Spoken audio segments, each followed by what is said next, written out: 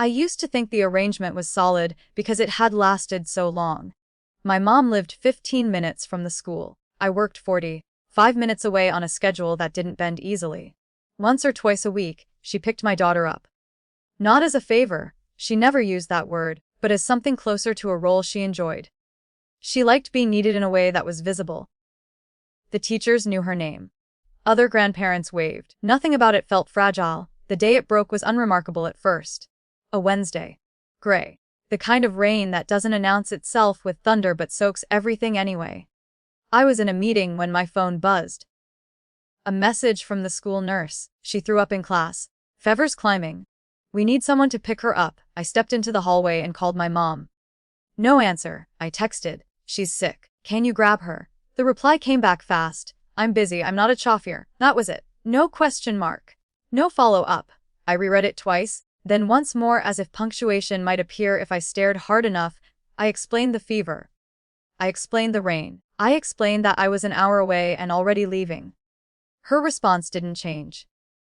They can keep her until you get there. They couldn't. The nurse told me they'd sit her under the overhang by the side door policy. Vomiting kids couldn't stay inside once dismissal started. By the time I arrived, nearly 3 hours later, my daughter was folded into herself on a metal bench, hoodie darkened with rain, lips pale.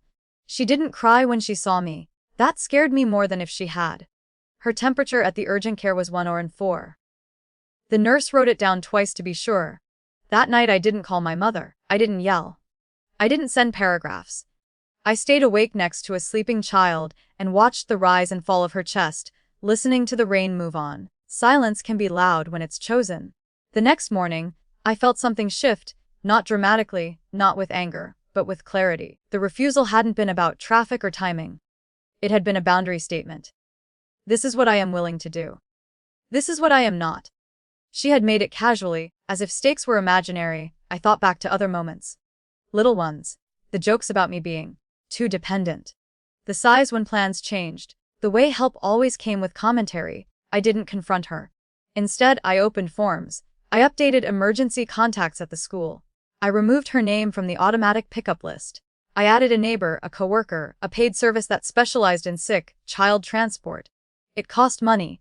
It cost pride. It bought certainty. At the pediatrician's office, I answered questions plainly. Yes, the fever had been high. Yes, she'd waited outside. Yes, a grandparent had declined to come. The doctor paused, then wrote fully. Not accusatory. Exact. The school administrator called the next day, not to scold, but to document. She used words like incident and protocol. She asked who should be contacted going forward. I gave her the new list. I didn't mention my mother. I didn't have to. 3 days passed. On the 4th morning, my phone rang while I was making breakfast. My mother's name flashed on the screen. I let it ring once longer than usual before answering. Her voice was tight. Why is the school calling me? I told her the truth. That the contacts had been updated. That procedures had been reviewed. That there was now a note in my daughter's file about who could and couldn't be reached in emergencies. They're asking questions, she said. They want explanations. I said, they're doing their jobs. Her breath hitched. She started talking faster, about misunderstandings, about how I should have explained better, about how this made her look. Panic threaded through the words, not for my daughter, but for her own standing, her access, her assumed role. I didn't correct her timeline or repeat her words back to her. I stayed factual. Dates, times, policies. The temperature number spoken once. There was a long silence on the line. Finally, she said, so what now? Now. I said, nothing changes unless we agree to it. She wanted to come by that weekend. I asked her to schedule it. She wanted to pick up from school again once things settled. I said pickups required clearance now. Forms. Confirmation, backup plans. You're punishing me? She said. I thought about that. About punishment versus consequence. About how quietly systems move when you let them. I'm protecting my child, I said. And making sure no one is confused about expectations. She cried then, a little. Not loudly.